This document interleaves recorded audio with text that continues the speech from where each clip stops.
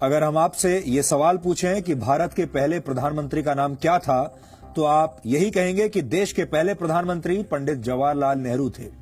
भारत के छोटे से छोटे स्कूल और बड़ी से बड़ी यूनिवर्सिटी के छात्र यही जवाब देंगे, क्योंकि बचपन से ही भारत में स्कूल की किताबों में यही इतिहास पढ़ाया गया है। आपकी कोई गलती नहीं है, लेकिन ये बात पूरी तरह सच नहीं है। सच ये है कि पंडित जवाहरलाल नेहरू से भी पहले भारत की पहली आजाद सरकार के पहले प्रधानमंत्री नेताजी सुभाष चंद्र बोस थे। शायद आपको इस बात पर यकीन नहीं होगा, लेकिन इसमें आपकी कोई गलती नहीं है। आजाद भारत में सरकारों ने कुछ खास किस्म के इतिहासकारों को ही मान्यता दी और इन इतिहासकारों ने भारत के इतिहास से जुड़ी बहुत सारी महत्वपूर्ण घटनाओं को आपसे छुपा लिया। नेताजी सुभाष चंद्र बोस भारत की पहली आजाद सरकार के प्रधानमंत्री, विदेश मंत्री और रक्षा मंत्री थे, लेकिन यह बात कभी भी आपको बताई नहीं गई, न ही आपको पढ़ाई गई। भारत सरकार ने आज एक बहुत बड़ा फैसला लिया है। इसी महीने 21 अक्टूबर को भारत की पहली आजाद सरकार की 75वीं वर्षगांठ मनाई जाएगी। इस सरकार को आजाद हिंद सरकार कहा जाता है। यह सरकार 21 अक्टूबर 1943 को बनी थी और इसका अर्थ यह हुआ कि भारत की मौजूदा सरकार ने सुभाष चंद्र बोस द्वारा स्थापित आजाद हिंद सरकार को मान्यता दे दी है। इस मौके पर प्रधानमंत्री नरेंद्र मोदी लाल किले का दौरा करेंगे और वहां आजाद हिंद फौज संग्रहालय का उद्घाटन करेंगे। इसके अलावा इसी वर्ष 30 दिसंबर को प्रधानमंत्री मोदी अंडमान निकोबार जाएंगे, क्योंकि करीब 75 वर्ष पहले 30 दिसंबर 1943 को ही अंडमान निकोबार में पहली बार सुभाष चंद्र बोस ने तिरंगा फहराया था। ये तिरंगा आजाद हिंद फौज का था और ये भारतीय जमीन पर आजादी की पहली निशानी थी।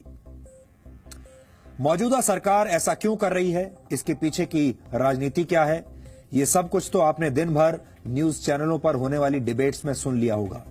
लेकिन कोई ये बात नहीं कर रहा कि नेताजी सुभाष चंद्र बोस के योगदान को हमारे देश में कमतर क्यों माना गया। आजाद हिंद फौज और आजाद हिंद सरकार जैसी उपलब्धियों को किनारे क्यों लगा दिया गया, ये सवाल आज गहरे विश्लेषण की मांग कर रहे हैं। अगर किसी परीक्षा में यह सवाल पूछ लिया जाए कि भारत की पहली आजाद सरकार के प्रधानमंत्री का नाम क्या था और आप उसके जवाब में नेताजी सुभाष चंद्र बोस का नाम लिख दें, तो आपके सारे नंबर कट जाएंगे, क्योंकि ये जवाब गलत माना जाएगा और यही इस देश का सबसे बड़ा दुर्भाग्य है। आजाद भारत के पहले प्रधानमंत्री जवाहरलाल नेहरू थे, लेकिन भारत की पहली आजाद सरकार के प्रधानमंत्री नेताजी सुभाष चंद्र बोस थे। ये फर्क आपको हमेशा याद रखना चाहिए और सुभाष चंद्र बोस को हमेशा उनके हिस्से का सम्मान देना चाहिए, ये मिलना ही चाहिए।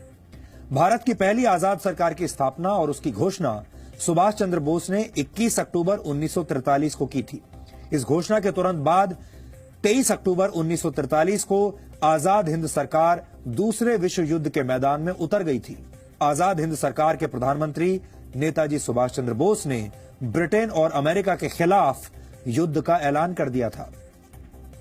उस वक्त 9 देशों की सरकारों ने सुभाष चंद्र बोस की सरकार को अपनी मान्यता दी थी। जापान ने 30 अक्टूबर 1943 को आजाद हिंद सरकार को मान्यता दी। उसके बाद जर्मनी, फिलीपींस, थाईलैंड, मंचूरिया और क्रोएशिया ने भी आजाद हिंद सरकार को अपनी मान्यता दे दी। आजाद हिंद सरकार ने जापान सरकार के साथ मिलकर म्यांमार के रास्ते पूर्वोत्तर भारत में प्रवेश करने की योजना बनाई थी। सुभाष चंद्र बोस ने बर्मा की राजधानी रंगून को अपना हेडक्वार्टर बनाया और तब वहां जापान का कब्जा हुआ करता था। 18 मार्च 1944 को सुभाष चंद्र बोस की आजाद हिंद फौज ने भारत की धरती पर कदम रखा था और उस जगह को अब नागालैंड की राजधानी कोहिमा के नाम से जाना जाता है। आजाद हिंद फौज के शौर्य में कोई कमी नहीं थी, लेकिन 2 प्रमुख वजहों से सुभाष चंद्र बोस की आजाद हिंद फौज कोहिमा से आगे नहीं बढ़ पाई।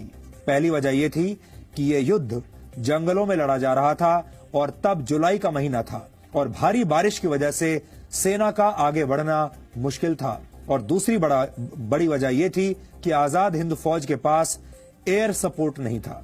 ब्रिटिश सेना के पास लड़ाकू विमान थे, जिनके सामने आजाद हिंद फौज के सैनिक मजबूर हो गए।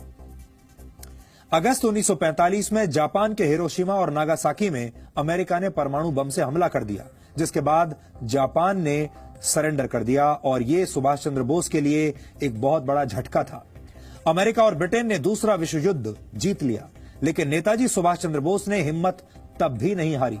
नेताजी आजादी के नए मिशन पर निकले थे, लेकिन यह कहा जाता है कि 18 अगस्त 1945 को ताइवान में हुए एक विमान हादसे में उनकी मृत्यु हो गई। हालांकि उनकी मृत्यु आज भी एक रहस्य है। भारत की पहली आजाद सरकार के पहले प्रधानमंत्री नेताजी सुभाष चंद्र बोस इस घटना के बाद इतिहास के पन्नों में कहीं खो गए।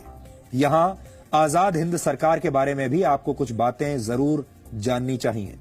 सुभाष चंद्र बोस आजाद हिंद सरकार के पहले प्रधानमंत्री, रक्षा मंत्री और विदेश मंत्री थे।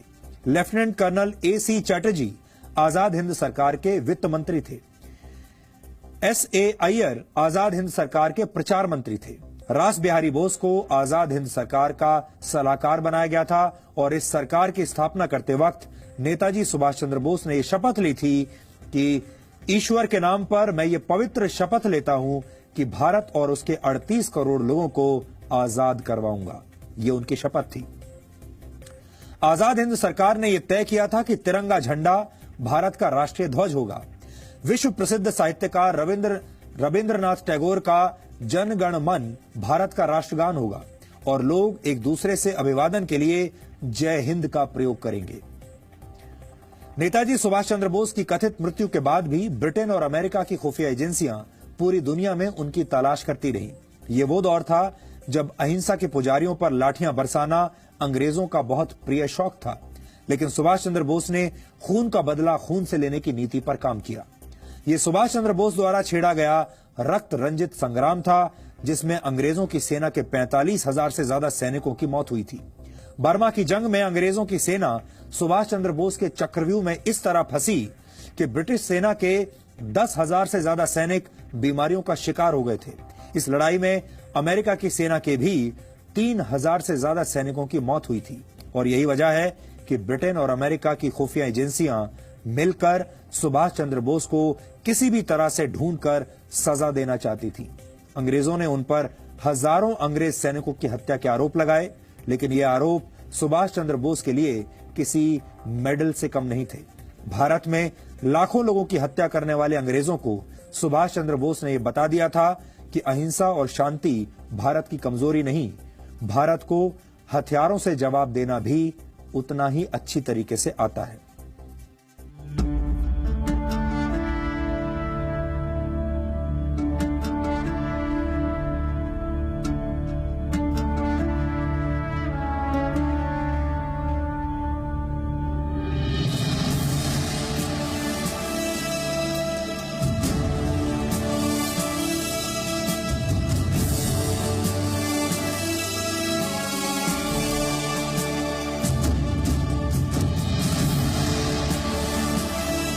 पहली बार तिरंगा एक आजाद सरकार के तौर पर नेताजी सुभाष ने 30 दिसंबर 1943 को इसी जगह पर फहराया था।